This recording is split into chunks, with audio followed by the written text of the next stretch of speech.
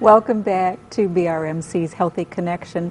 Joining me today is Adele Coleman, and we were talking about what are some of the other benefits of CPOE, and I'll let you explain what CPO is once again for our viewers. CPOE, Computerized Physician or Provider Order Entry, where the doctor or advanced practice nurse can go directly into the computer to place the orders.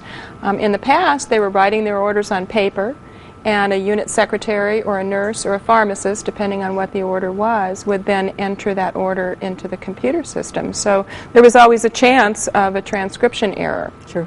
Another big benefit for doing CPOE is that in the process of building the functionality for CPOE, we built order sets for the physicians, and we worked with physicians from all the different specialties to help create diagnosis-specific order sets. Can you explain that a little bit more in layman's terms as far as Sure. what it is? For instance, you have a physician who has said, okay, I'm going to jump on board with electronic medical records with this CPOE portion of it and learn all about it. And it's something new for, many of them have just all their lives have written orders. Right. So this is a new change for them. So you worked with these particular physicians, and when you say order entry, let's say a physician had, would pneumonia be something that might be an order set? Right, that's a perfect example. Okay. Patient has pneumonia, they're being admitted to treat their pneumonia. So there would be standard things that would be ordered. You'd have an antibiotic that you would order. When you admit a patient, you always put them on a diet order. So there are certain things that are always included in an order set when a patient's admitted. And then there are certain things that are specific to what the diagnosis of the patient is. Okay. And so we worked with the physician group to create order sets for a whole bunch of diagnoses. I think we created around 200 oh my goodness. Order sets. Wow. Okay. And then the nice thing about these order sets that we built more recently is that now, there were some order sets that various physicians had put together in the past. These now are standardized so that within a medical specialty, they have a single order set that they all share for that particular condition. And it is incorporating the latest information on best practice in medicine. And this would be nationwide? Nationwide. When you're talking about the standards for practices, right. And this is from the AMA is coming out saying yes. that if you have pneumonia, here is the standard procedure to follow. This is the best practices to be done right. in the event of this diagnosis. Right. Okay. And it's not only things that are recommended as best practice, but also quality measures that Medicare and Medicaid are insisting on being done in order for the hospital to get reimbursed for that care. There are certain things that need to be done, need to be documented that they're done. So we built all of those into these new order sets as well. Now with our CPOE Go Live, we just have a pilot group of physicians that are taking it for a test drive right now. All right. So we have a lot of physicians that aren't doing it online yet, but we do have a paper version of these order sets for those physicians to use. So there's a big opportunity for improved patient care now by us utilizing these new order sets.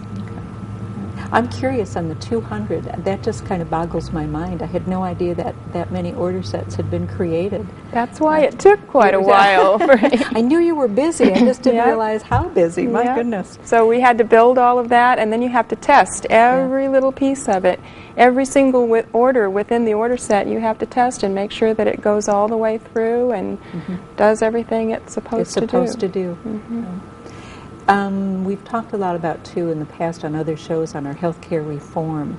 How does electronic medical record fit into the healthcare reform bill and some of the things that are headed our way in 2011, between now and 2014? What's the impact on electronic medical records? There's a big impact.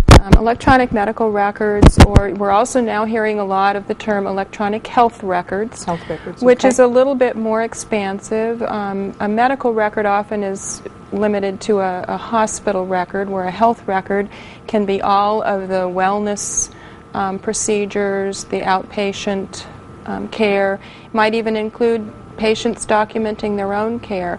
Anyway, the use of electronic health records is seen as instrumental in being able to improve the overall health of the population in the United States and to create efficiencies in providing health care, hopefully lower the cost of providing care. So there's a big focus on utilizing electronic health records. There was, within the American Recovery and Reinvestment and Recovery Act, Right. There was a high-tech bill that created stimulus funding to promote physicians and hospitals to implement and make use of electronic health records. So there actually are financial incentives now for putting in these records, and you need to not only install them, but you need to make what is called meaningful use of them. And the rule came out this last July about meaningful use. What exactly do you need to do to attain meaningful use?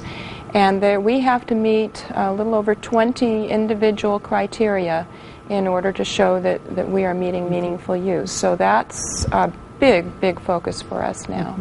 I know that BRMC, that we are really ahead of the curve nationwide by being where we are in our electronic health record process. And is it 2014 the reimbursement starts?